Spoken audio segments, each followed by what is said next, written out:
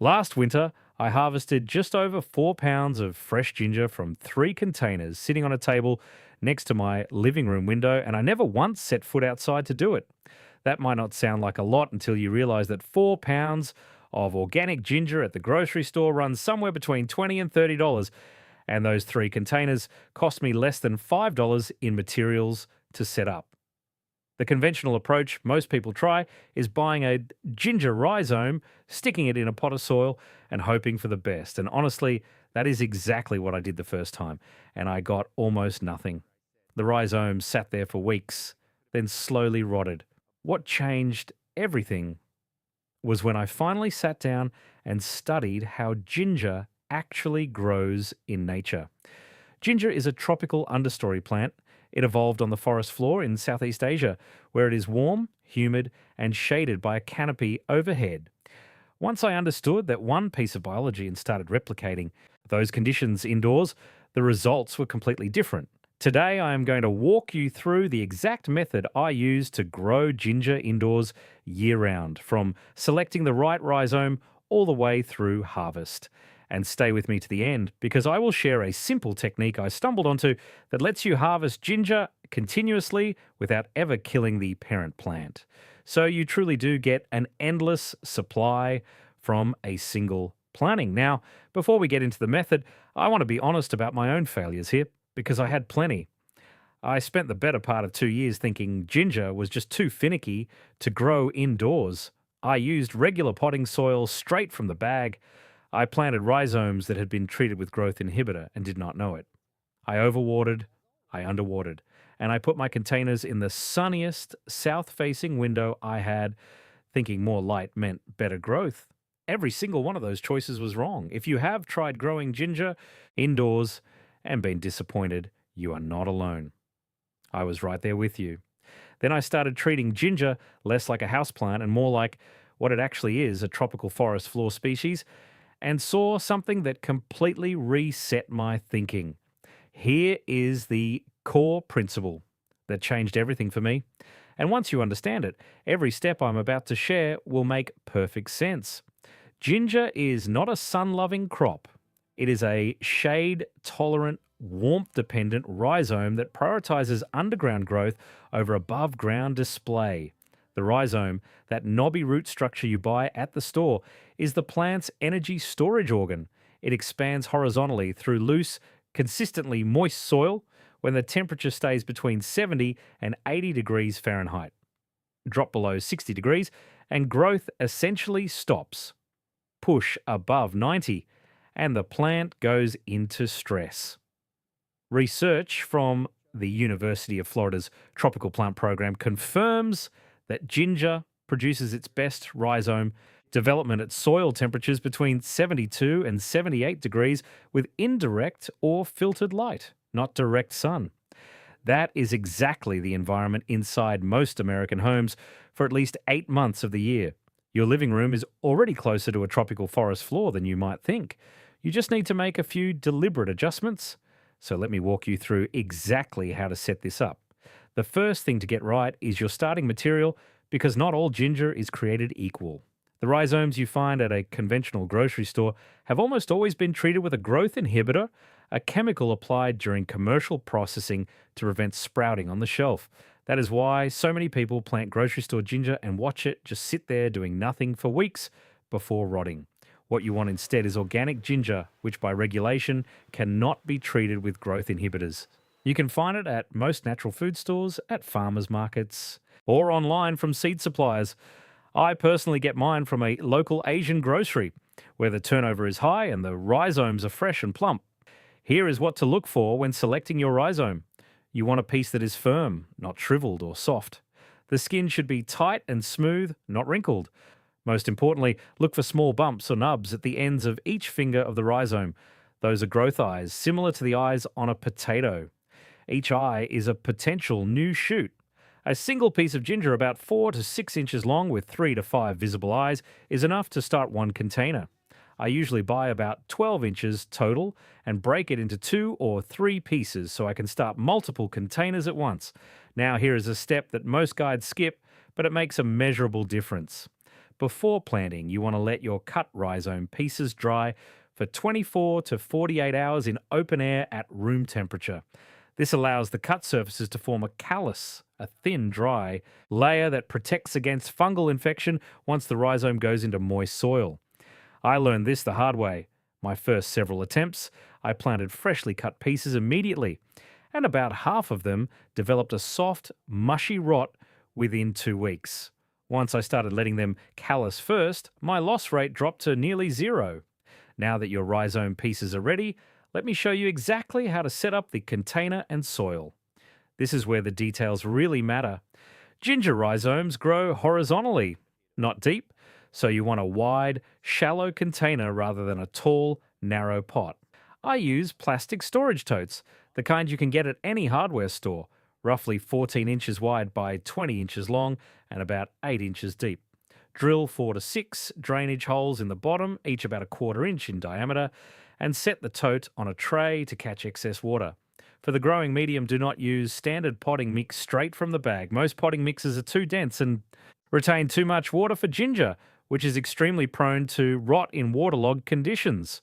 What I use instead is a blend of roughly 70% high-quality potting mix and 30% perlite by volume.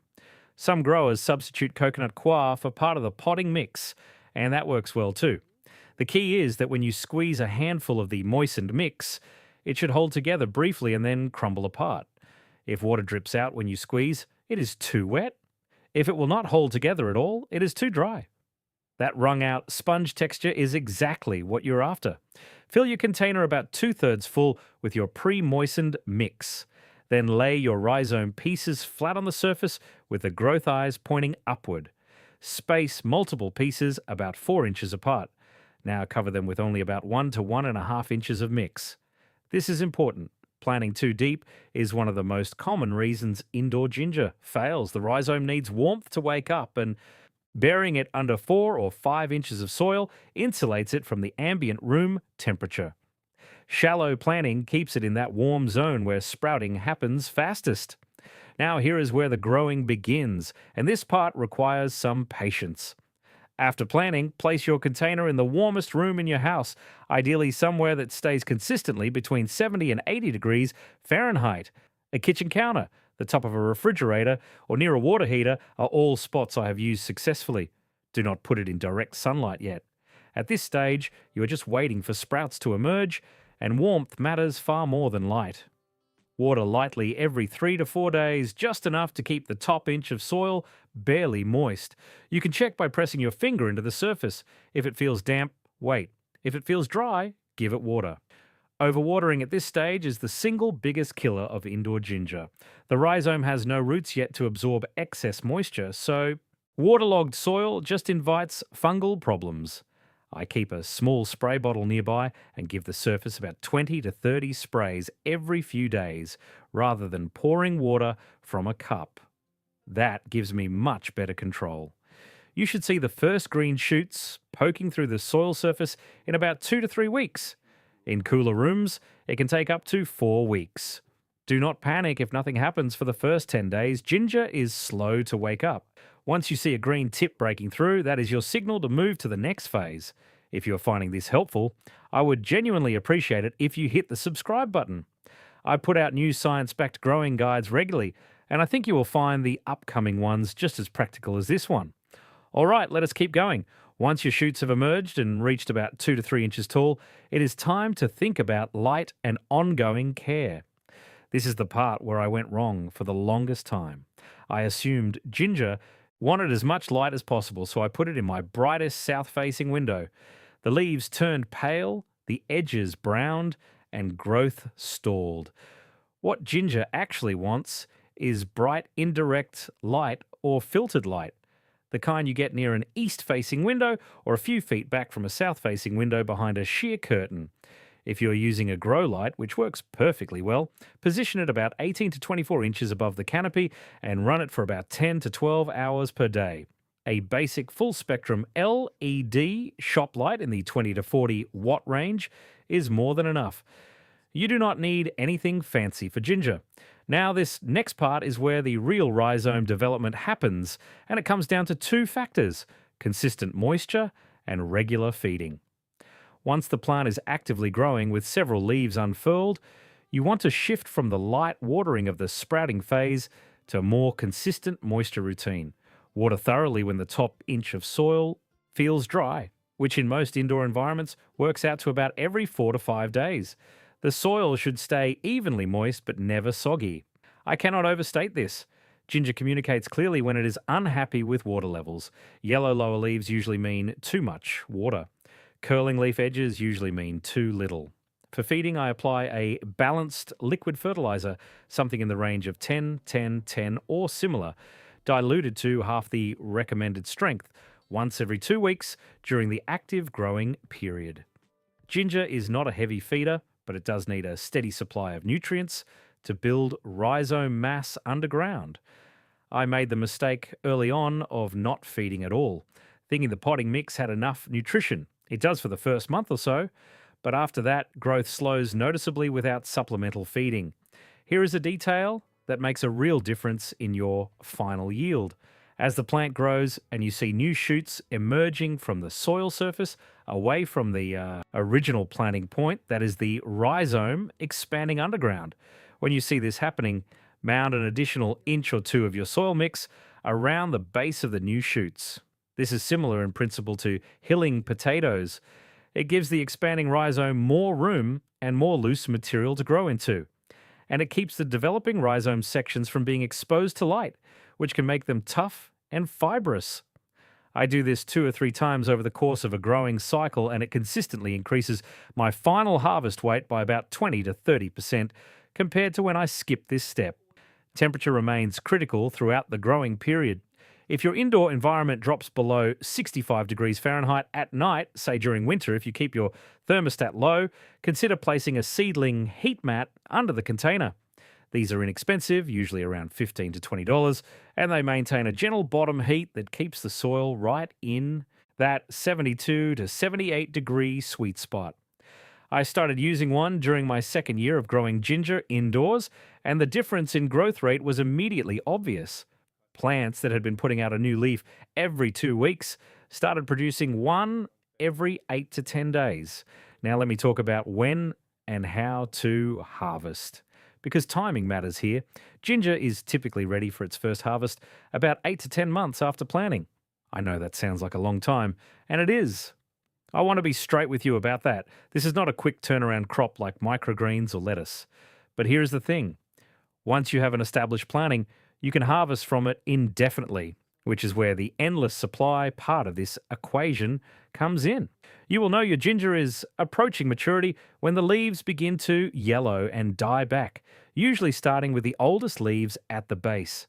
This is the plant's natural signal that it has finished its above ground growth cycle and the energy has been redirected into the rhizome. At this point, you have 2 choices. You can do a full harvest where you tip the entire container out, shake off the soil, and collect all the ginger. With a 14 by 20 inch container and good growing conditions, you should expect somewhere between 1 and 2 pounds of fresh rhizome. From 3 containers, I consistently get 3.5 to 4.5 pounds total. Or, and this is the approach I strongly prefer, you can do a selective harvest, which keeps the plant going indefinitely. Now, let me cover a few patterns I see that tend to cause problems for indoor ginger growers. The first pattern is using soil that is too heavy and moisture retentive. Standard garden soil or even some premium potting mixes hold far too much water for ginger. I did this myself for years, and I lost more rhizomes to rot than I care to admit. The fix is simple. Always amend with perlite or a similar material to improve. Drainage. That 70-30 blend I mentioned earlier is the sweet spot I've landed on after testing different ratios over several seasons.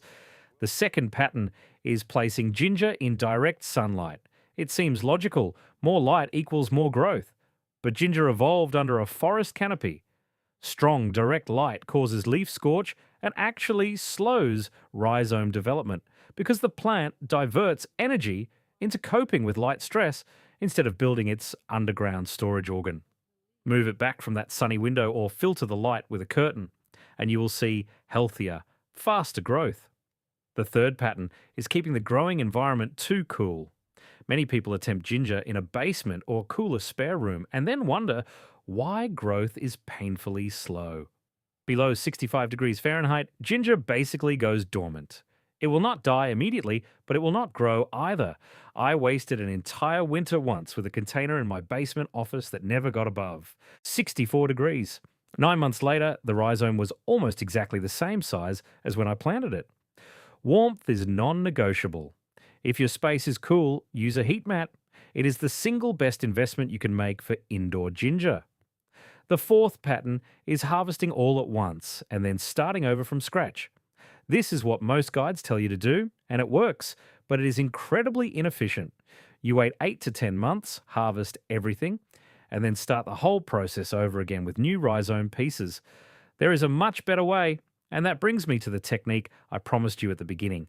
Here is the bonus technique that turned my ginger growing from an annual project into a truly continuous supply. Instead of harvesting the entire rhizome at once, I use what I call peripheral harvesting.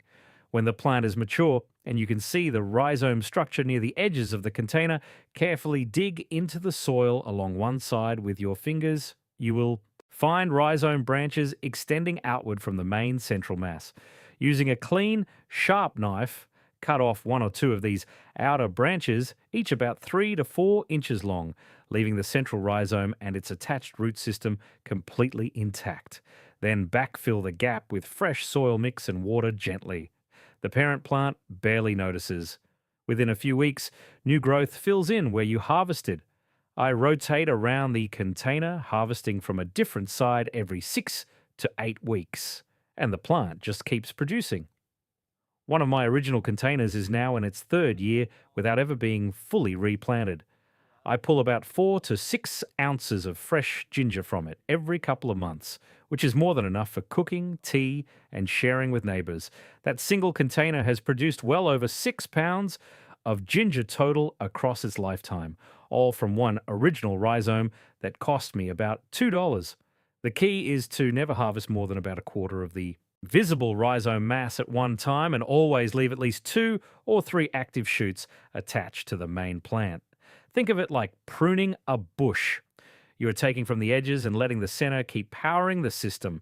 If you found this useful, I would love to hear from you. Drop a comment below and let me know if you have tried growing ginger indoors. What worked, what did not. If you are new here, consider subscribing. I share new evidence-based growing guides regularly, and I think you will find them worth your time. So to bring it all back to where we started, 4 pounds of ginger from 3 containers on a table, no garden bed required, no special equipment, just a basic understanding of what this plant actually needs. Ginger is one of the most rewarding crops you can grow indoors once you stop fighting its nature and start working with it. Give this method a try and let me know how it goes. Until next time, keep growing.